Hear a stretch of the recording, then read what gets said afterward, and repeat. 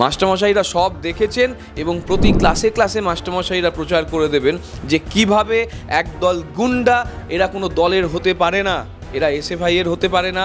BJP উল্টো দিকে জোর করে মানুষের সমর্থন কিনতে চেয়েছে, মানুষে মানুষে বিভাজন তৈরি করতে চেয়েছে। যদি সেই ভালো বুদ্ধির উদয় হোক, তোমরা দয়া করে নিজেদের কাজকর্মগুলোকে যথার্থভাবে করে তোমরা আমাদেরকে যেভাবে মেলাইন করেছো, যেভাবে গায়ে হাত তুলেছো, অধ্যাপক হিসেবে যেভাবে আমাদের সঙ্গে অন্যায় কাজ করেছো, সেগুলো স্বীকার করে ক্ষমা চাও। আর আমরা ভলেন্টিয়ার নিতে পারি না? যখন সিপিএমের প্রোগ্রাম হয়, এসএফআই এর ছেলেরা ওখানে গিয়ে ভলেন্টিয়ার করে না? আসলে মিথ্যাচারিতা করতে করতে এমন একটা জায়গায় চলে গিয়েছে যে ওদের এই মিথ্যাটাও গায়ে লাগে না, গন্ডারের চামড়ার থেকেও খারাপ চামড়া হয়ে গিয়েছে। আমরা সেই সর্বধর্মের বদলে এই যে কট্টর হিন্দুত্ববাদী, এটা তো উগ্রবাদ, এই উগ্রবাদে তো বিশ্বাস করি না। সেই জন্যই তো রামকৃষ্ণ থেকে বিবেকানন্দ তারা মুসলিমদের সঙ্গে তাদের সম্পর্ক কিভাবে হতে পারে সেটা দেখিয়ে গিয়েছেন। তার এটা স্বাভাবিকভাবেই অন্যদেরকে আকৃষ্ট করে এবং উন্নয়নের রাজনীতিতে সকলে অঙ্গীভূত হতে চায়। বিজেপি যখনই আসবে, তারা শুধু হিন্দু মুসলিম বিভাজন করবে না, তারা হিন্দুদের মধ্যেও বিভাজন করবে উচ্চ নিচ বলে। শনিবারের ঘটনার পর থেকে দফায় দফায় কর্তৃপক্ষের সঙ্গে পড়ুয়াদের বৈঠকের পরেও জটিল অবস্থা কাটছে না যাদবপুর বিশ্ববিদ্যালয়ে। অন্যদিকে দেখা যাচ্ছে যাদবপুর বিশ্ববিদ্যালয়ের দেওয়ালে আজাদি পোস্টার, আবার এসএফআই এর পোস্টার রয়েছে, যেখানে কিনা শিক্ষামন্ত্রীকে ক্রিমিনাল বলে দাগিয়ে দেওয়া হচ্ছে। আসলে কি জানো তো, মুখ আর মুখোশগুলো যদি আলাদা হয় না, এইভাবেই তার একটা প্রতিচ্ছবি সেখানে দেখা যায়। আমরা 1 মার্চের ঘটনায় যেভাবে নিজেরা প্রত্যক্ষ করেছি যে ঘটনাক্রম, সেই ঘটনাক্রম আর আজকের দিনে যা মিডিয়া ন্যারেটিভ হচ্ছে, আজকের দিনে যা কোর্টে কথাবার্তা হচ্ছে, সম্পূর্ণ দুটো আলাদা। তদন্তের মধ্যে দিয়ে ধীরে ধীরে উঠে আসবে যে কে বা কারা প্রথম গায়ে হাত তুলেছে বা কে বা কারা প্রকৃত মেরেছে আর কোনটা দুর্ঘটনা। একটা দুর্ঘটনার সঙ্গে যেভাবে ব্রাত্য বসুকে এই রকম হেনস্থা করা হচ্ছে, এটা অন্য রাজ্যে হলে সম্ভব ছিল না। আমাদের পশ্চিমবঙ্গে প্রকৃত গণতন্ত্র আছে বলেই আজকে এই ধরনের কুরুচিকর কাজকর্ম করে, মানে পরিকল্পনা মাফিক আক্রমণ করে মারণ হানা করার পরেও নিজেদের বাঁচানোর জন্য একটা বাজে রাস্তা নেওয়া হচ্ছে। সোশ্যাল মিডিয়া ছাড়ো, মানুষের মুখে মুখে ঘুরছে যে কিভাবে সেদিন অধ্যাপকদের ওপর হামলা হয়েছিল, কিভাবে সেদিনকে ব্রাত্য বসুর ওপর মারণ হামলা হয়েছিল। তারপরেও এরা আজকে যে কথাগুলো বলছে, সেই কথাগুলো এতদিন ধরে অন্যভাবে বলতেই পারতো, এই মেশারেই বলতে পারতো। ভাস্কর গুপ্ত তো ওখানে ছিলেন, আজকে ভাস্কর গুপ্তর সঙ্গে গিয়ে এত মিটিং করছেন, তাহলে এই মিটিংটা আগে কেন করেনি, এই দাবিটা আগে কেন জানায়নি? তার মানে ওরা ঘটনা চাইছিল।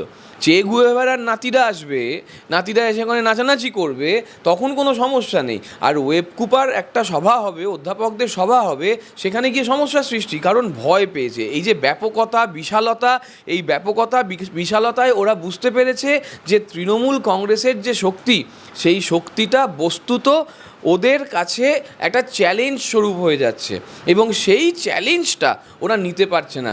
অথবা ওরা আমাদের এই ব্যাপকতা বা বিশালতাকে নিজেদের একটা সিঁড়ি করলো প্যারাসাইটের মতন। ওরা প্যারাসাইটের মতন নিজেরা এমন কিছু ভূমিকা পালন করলো যাতে করে আমাদের সভাটাকে ওরা বানচাল করার চেষ্টা করছে বোঝাচ্ছে, কিন্তু ওরা নিজেরা প্রচারে থাকতে চাইছে। প্রচারে আছে কিন্তু আসনে শূন্য। সবই কি প্রচারের জন্য? হ্যাঁ, 100% প্রচারের জন্য এবং মেলাইন করার জন্য, আমাদের সভা ভেস্তে দেওয়ার জন্য। কিন্তু আমি আগেও বলেছি, আবারও বলছি, মাস্টারমশাইরা আপনারা কিছু দেখেননি, এই দিন আর পশ্চিমবঙ্গে ফিরবে না। মাস্টারমশাইরা সব দেখেছেন এবং প্রতি ক্লাসে ক্লাসে মাস্টারমশাইরা প্রচার করে দেবেন যে কিভাবে একদল গুন্ডা, এরা কোনো দলের হতে পারে না, এরা এসএফআই এর হতে পারে না, এরা কোনো সংগঠনের হতে পারে না। কিন্তু আমাদের খারাপ লাগছে এটা, আমরা এটা বলার পরেও দেখছি এসএফআই এর ছেলেমেয়েরা বা অন্যান্যরা এদেরকে ব্যাকআপ দিচ্ছে, জুটার অধ্যাপকরা এদেরকে ব্যাকআপ দিচ্ছে। আজকে যদি প্রকৃত ভারতপ্রেমী হয়ে থাকো, আজকে যদি প্রকৃত বাংলাপ্রেমী হয়ে থাকো, আজকে যদি প্রকৃত মানবপ্রেমী হয়ে থাকো, তাহলে যে পোস্টারগুলোর বাজে বাজে শব্দ, সেগুলো কেন হচ্ছে না? আরজি করে তুমি সিসিটিভি লাগাতে বলবে, আর যাদবপুরে বলবে সিসিটিভি প্রাইভেসি নষ্ট করবে। কিন্তু এসএফআই কিন্তু বলছে অলরেডি সিসিটিভি যথার্থ আছে। তাহলে ঘটনার ভিডিও কোথায়? যে ভিডিও আমরা দিয়েছি তার বাইরে ভিডিও কোথায়? গণশক্তিতে যে ছবি সবার আগে ছাপালো, যেটা নিয়ে বিভিন্ন গণমাধ্যমেও প্রশ্ন করা হয়েছে, তার তো উত্তর দিতে পারেনি ওরা। ওই যে ছবি গণশক্তির প্রথম পেজে 2রা মার্চ ছাপালো, সেই ছবির সত্য কোথায় পাওয়া যাবে? সেই ছবির ভিডিও কোথায় পাওয়া যাবে? তা সেইগুলো আমাদের দিয়ে দিক না, যে যথার্থ পরিমাণে আছে বলছে যখন। তা কই? ওরা বলছে তৃণমূলের গুন্ডা বাহিনী ঢুকেছে, তৃণমূলের গুন্ডা বাহিনী যে মারছে দেখাক না, ওদের নাকি বলছে যথার্থ পরিমাণে ভিডিও রয়েছে। আসলে মিথ্যাচারিতা করতে করতে এমন একটা জায়গায় চলে গিয়েছে যে ওদের এই মিথ্যাটাও গায়ে লাগে না, গন্ডারের চামড়ার থেকেও খারাপ চামড়া হয়ে গিয়েছে। আমার বক্তব্য হচ্ছে যে যদি প্রকৃত প্রস্তাবে সিসিটিভি থাকতো তাহলে তো ওরা তুলে ধরতে পারতো, ভাস্কর গুপ্তা এতদিনে সেটা তুলে ধরতে পারতেন, ওঠেনি। ওরা নিজেরা অন্তত ওই যে ছবিটা ছাপিয়েছিল সেই ছবিটার মানে যে অথেন্টিসিটি, সে অথেন্টিসিটি যেটা ফেক না আসল সেটা নিয়ে ওরা একটা ফ্যাক্ট চেক করতে পারতো, সেটাও পারেনি। এই ধরনের মিথ্যা প্রোপাগান্ডা করছে। আজকের দিন কিন্তু আর সেই দিন নেই যে মিথ্যা প্রোপাগান্ডা করে অনিতা দেওয়ান ঢেকে দেওয়া যাবে, এটা সম্ভব না। কই মাছ ঢেকে দেওয়া যাবে, কই মাছ গলায় ঢুকিয়ে দিয়ে মেরে ফেলা, রক্তমাখা ভাত খাওয়ানো মাকে, সেই সব যেভাবে ঢেকে দেওয়া হয়েছে। বা এখানে জুটার অধ্যাপকরা শুধু নেই যে যারা ওই জার্নালিজম মাস কমিউনিকেশন অন্যায় করবে রেজাল্ট খাতা দেখা নিয়ে, সেই অন্যায় ঢেকে দেবে। বা সেই সব মাস্টারমশাইরা নেই যারা ওই যে অন্যায় করেছে স্কলারশিপে, সেই স্কলারশিপের অন্যায়টা ঢেকে দেবে। এবার কিন্তু অন্যান্য মাস্টারমশাইরা যুক্ত হয়ে গেছেন, বলছে গুন্ডারা এসছে। তাহলে ওরা কারা? শনিবার ক্যাম্পাস ফাঁকা থাকার কথা, তাহলে যারা এসেছিল তারা কারা? যারা এসএফআইয়ের হয়ে মুভমেন্ট করলো, যারা আরএসএফের হয়ে মুভমেন্ট করলো, যারা অন্যান্য সংগঠনের হয়ে যারা মুভমেন্ট করলো, তারা কারা? আর আমরা ভলেন্টিয়ার নিতে পারি না? যখন সিপিএমের প্রোগ্রাম হয় এসএফআইয়ের ছেলেরা ওখানে গিয়ে ভলেন্টিয়ার করে না? তাহলে আমাদের সংগঠনের, আমাদের ওয়েব কুপার সংগঠনের, আমাদের রিসার্চ স্কলাররা বা আমাদের ছাত্ররা যদি ভলেন্টিয়ার করতে থাকে, প্রচুর কাজ থাকে, তাহলে সেখানে গুন্ডা বাহিনী কেন বলছে? তার মানে ন্যারেটিভ সেট করতে চাইছে। আর যদি গুন্ডা বাহিনী হয়, কোন কোন গুন্ডা বাহিনীর বিরুদ্ধে তোমরা এফআইআর করেছো? আপনি কি এটা বলতে চাইছেন যে তাদের বক্তব্য অনুযায়ী যখন তাদের অনুষ্ঠান হয় সেখানে ছাত্ররা সহযোগিতা করে? আমাদের তো একদম তখন গুন্ডা বাহিনী হয়ে যাচ্ছে।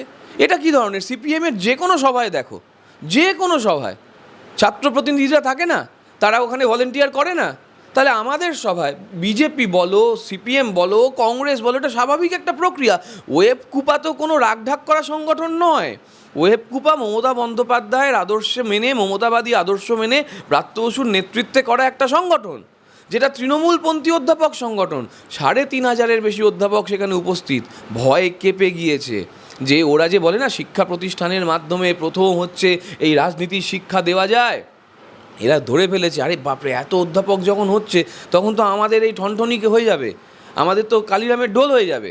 তাহলে আমরা কি করব? তাহলে এটাকে বানচাল করতে হবে, তাহলে এটার খবরটাকে পাল্টে ফেলতে হবে। এবং ওরা সাকসেসফুল সেই জায়গায়, খবর পাল্টে ফেলতে ওরা যথার্থভাবে সাকসেসফুল।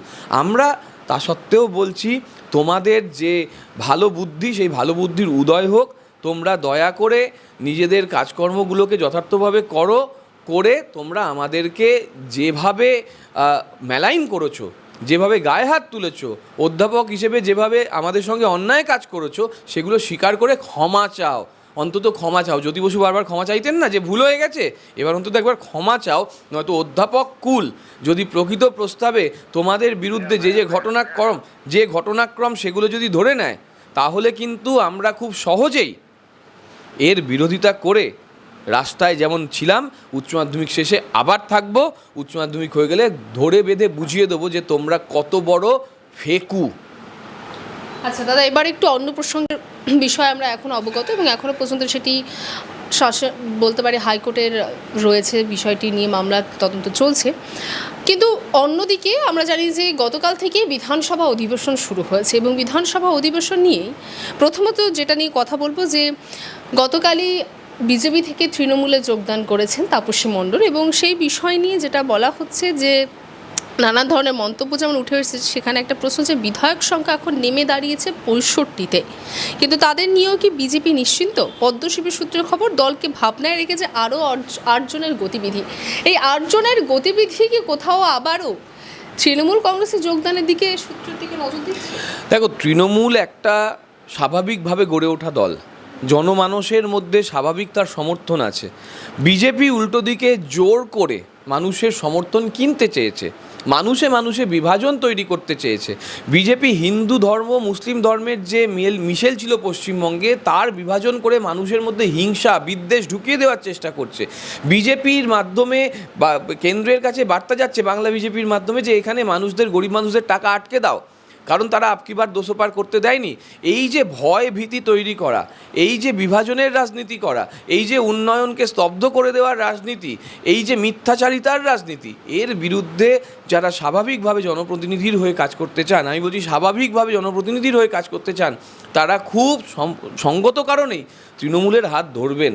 কারণ তৃণমূল এমন একটা রাজনৈতিক দল যে বিশ্বাস করে যে মানুষের সঙ্গে থাকতে যারা চায়, তারা মানুষের হয়ে যারা কাজ করতে চায়, তারা তৃণমূলে স্বাগত। কিন্তু আমাদের দলের যে বেসিক প্রিন্সিপাল, সেটা হচ্ছে মানে মমতাবাদী চিন্তাভাবনা। সেই মমতাবাদী চিন্তাভাবনার আদর্শে যারা চিন্তা করে আমাদের দলে আসবে, তাদের স্বাগত। আবার যদি কেউ মনে করে যে নিজের আখের গোছাতে এই দল করবে, তাদের কিন্তু খারাপ সময় আছে। ফলে আমাদের দলে এই যে ঐক্যবদ্ধতার যে জায়গা, এই যে নেতৃত্বের যে শৃঙ্খল, সেটা এত সুন্দরভাবে দিনের পর দিন প্রতিষ্ঠিত হতে চলেছে, এটা স্বাভাবিকভাবেই অন্যদেরকে আকৃষ্ট করে এবং উন্নয়নের রাজনীতিতে সকলে অঙ্গীভূত হতে চায়। দাদা, আজকে আমরা যেটা দেখলাম যে শুভেন্দু অধিকারী তিনি একটি হুঁশিয়ারি দিয়েছেন, ভবানীপুরে মমতা বন্দ্যোপাধ্যায় এবং অন্যদিকে বারুইপুরে বিমান বন্দ্যোপাধ্যায়কে হারাবো, এবং পাশাপাশি 19শে মার্চ বারুইপুরে বিমান বন্দ্যোপাধ্যায়ের কেন্দ্রে কালো ব্যাচ পরে প্রতিবাদে নামবো। সে মানে যাদের মুখ কালো হয়ে গেছে তারা কালো ব্যাচ পরে নামতেই পারবে, মানুষের কাছে তোদের মুখ কালো হয়ে গিয়েছে। বাকি ইতিহাস থাকবে, এখন ইতিহাসের মধ্যে দিয়ে যাচ্ছে। এখন লোডশেডিংয়ে জেতা একজন বিধায়ক, তিনি নানান দাবি করতেই পারেন। ভবানীপুরটা অনেক দূরে, আগে নন্দীগ্রাম সামলে দেখাক। আবার বলছি, নন্দীগ্রামের কেসটাকে তো আটকে রেখে দিয়েছে বিভিন্নভাবে ব্যবহার করে মানুষজনকে। ওই কেস যদি ওঠে এবং সেখানে যদি প্রমাণ হয়ে যায়, সেটা একটা দিক। আবার 2026 নিজে যে কোনো কেন্দ্র চুজ করুক। আগেরবার তো মমতাদি চুজ করেছিলেন, সাহস আছে, দম আছে, সামনে থেকে রাজনীতি করেছে, লেজ গুটিয়ে নিজের কেন্দ্রে শুধু থাকেনি। মমতাদি লড়াই করেছে, তারপর ঘটনাক্রম ঘটেছে, মানে একদম ক্লিন সুইপ তো হয়নি, বিতর্কিত জেতাটা বিতর্কিত জেতা। তাহলে সেই বিতর্কিত জেতার বাইরে বেরিয়ে গিয়ে ও চুজ করুক 2026-এ। পাহাড় থেকে সাগর, জঙ্গলমহল, যেখানে খুশি দাঁড়াক। যেখানে বিজেপি জিতেছে আগেরবার, সেখান থেকে দাঁড়াক। তৃণমূলের যে কেউ তাকে হারিয়ে দেবে এবার 2026-এ। ফলে ভবানীপুর অনেক দূরের রাস্তা। আগে মা কালীর কাছে ক্ষমা চাক যে আমার ভুল হয়েছে, আমার অন্যায় হয়েছে। মা কালী তো প্রকৃত হিন্দুর একটা প্রকৃত রূপ। সেই মা কালীর কাছে ক্ষমা চাক, যে ধরনের মানুষে বিভাজন করছে, যেভাবে আমাদের মানুষের টাকা আটকে দিচ্ছে, যেভাবে মানুষের পেটের লাথি মারছে, যেভাবে মানুষের মাথার ছাদ আটকে দিচ্ছে, তার জন্য ক্ষমা চাক। তারপরে গিয়ে ভগবান, মানে জনরূপী ভগবান, তারা বিচার করে নেবে। আচ্ছা, আপনাদের তরফ থেকে বারংবার বিজেপিকে উদ্দেশ্য করে ধর্মের রাজনীতি করে এই কথাটা বলা হয়েছে। আজ শুভেন্দু অধিকারী যে কথাটি বলেছেন যে আর 10 মাস ক্ষমতায় এসে তৃণমূলের মুসলিম বিধায়কদের চ্যাংদোলা করে রাস্তায় ফেলবো। বোঝা যাচ্ছে কেন আমরা এই কথা বলি। বোঝা যাচ্ছে ওরা মাছ পছন্দ করে না, সেটা পশ্চিমবঙ্গে ক্ষমতা এলে বন্ধ করবে বলছে। শুভেন্দু অধিকারী বলছে মুসলিম বিধায়কদের চ্যাংদোলা করে ও রাস্তায় ফেলে দেবে। তার মানে মুসলিমদের রক্তের কোনো দাম নেই তার কাছে। আমাদের কাছে তো হিন্দুদের রক্তও দাম আছে। আমরা জগন্নাথ মন্দির যেমন করি, এই যে দক্ষিণেশ্বরে এসছো, দক্ষিণেশ্বরের স্কাইওয়াকও যেমন করি, দক্ষিণেশ্বর স্টেশনের যে আদল, সেটা মমতা বন্দ্যোপাধ্যায় রেলমন্ত্রী থাকাকালীন দক্ষিণেশ্বরের মন্দিরের সমানতুল্য করে দিয়েছেন। কালীঘাটেও তাই করছেন, তারাপীঠেও তাই করছেন। আমরা সর্বধর্ম সমন্বয়ে বিশ্বাস করি, যেটা প্রকৃত রামকৃষ্ণের ভাবনা। আমরা সেই সর্বধর্মের বদলে এই যে কট্টর হিন্দুত্ববাদী, এটা তো উগ্রবাদ, এই উগ্রবাদে তো বিশ্বাস করি না। সেই জন্যই তো রামকৃষ্ণ থেকে বিবেকানন্দ তারা মুসলিমদের সঙ্গে তাদের সম্পর্ক কিভাবে হতে পারে সেটা দেখিয়ে গিয়েছেন, তাদের বাড়িতে গিয়ে খাবার খেয়েছেন। কিন্তু এরা শুধু হিন্দু ধর্মের কথা বলে না, এরা এরপরে উচ্চ এবং নিচু এই বিভাজন করবে। যেটা ওই যখন রাম মন্দির ভাঙা হয়েছিল বলে বলা হচ্ছে, বা অযোধ্যা ভাঙা হয়েছিল, সেই অযোধ্যা ভাঙাতে যারা গিয়েছিলেন তারা পর্যন্ত স্বীকার করে নিয়েছেন যে কিভাবে এরা উচ্চ নীচ বিভাজনটাও করে, এবং অন্যান্য রাজ্যে সেটা আজও দেখা যাচ্ছে। বিজেপি যখনই আসবে, তারা শুধু হিন্দু মুসলিম বিভাজন করবে না, তারা হিন্দুদের মধ্যেও বিভাজন করবে উচ্চ নীচ বলে। এইটা থেকে মানুষ কিন্তু বেরিয়ে আসছে, এবং শুভেন্দু যত এটা বলবেন তত বেশি তৃণমূলের আরও আসন নিশ্চিত হবে। বলতে থাকুক, মাথায় আরও গরম আসছে সামনে। এমনি তো শীতকালে ডিসেম্বরে 3টে ডেট দিয়ে দিয়েছিলেন, সেই 3টে ডেট পারলেন না, বরঞ্চ ভাইয়ের বিয়ে হয়ে গেল, নিজের তো হলো না, সরি। কিন্তু ওই 3টে ডেট চলে গেল, আবার নতুন দুটো ডেট দিচ্ছে, আবার দুটো কেন্দ্র দিচ্ছে, এরকম আস্তে আস্তে ডেট কেন্দ্র দিতে দিতে ওই একই হাল হবে। 26-এ 65টা এখন যা আছে সেটা 50 থাকবে কিনা সন্দেহ। আচ্ছা, আমরা যেমনটা জানি যে রাজ্যে বিধানসভা অধিবেশন অর্থাৎ বাজেটের দ্বিতীয় পর্বে শুরু হয়েছে এবং ইতিমধ্যে বিমান বন্দ্যোপাধ্যায় তিনি বলেছেন যে বিধানসভায় বিজেপি বিধায়কদের কাগজ দেওয়া হবে না। অন্যদিকে শুভেন্দু অধিকারী বলেছেন যে নিজেরাই প্রতিদিন এক দিস্তা কাগজ নিয়ে গিয়ে ছিঁড়বে। তো ছিড়ুক না, ওদের যদি পরিবেশের প্রতি সচেতনতা না থাকে, ওরা তো যেমন মানুষের রক্তে বিশ্বাস করে না, তেমন স্বাভাবিকভাবেই ওরা পরিবেশ রক্ষাও করতে জানে, তাই কাগজ ছিঁড়বে, কাগজ কুড়াবে, তারপরে নিজেরাই, অসুবিধা নেই। বিধানসভার প্রসিডিং সম্পর্কে যারা বেসিক জানে না, যারা নিজেরা জানে না যে ন্যাশনাল লাইব্রেরি কার অধীনে, এবং প্রশ্ন করে বসে যে ন্যাশনাল লাইব্রেরি রাজ্য সংস্কার করুক, যারা নিজেদের গোল দিয়ে দেয়। কালকেই তো বিজেপির বিধায়ক বিধানসভায় পরিষ্কার বলে দিল যে ন্যাশনাল লাইব্রেরি রক্ষণাবেক্ষণ নিয়ে কথা বলতে হবে, এবং বলে কি করলো, বুঝিয়ে দিল যে তারা বেসিক নলেজটাই নেই যে কোনটা কার এখতিয়ারের মধ্যে পড়ে। ন্যাশনাল লাইব্রেরি যে কেন্দ্র সরকারের অধীনে পড়ে সংরক্ষণের জন্য, রক্ষণাবেক্ষণের জন্য, সেটাই জানে না। তার মানে বোঝা যাচ্ছে বিজেপির চিন্তা, বিজেপির ভাবনা, বিজেপির সংসদীয় দল, বিজেপির এই যে বিধানসভার দল, এদের অজ্ঞতা কত রকমের। এরা তো একে অপরকে জুতো মারার দল।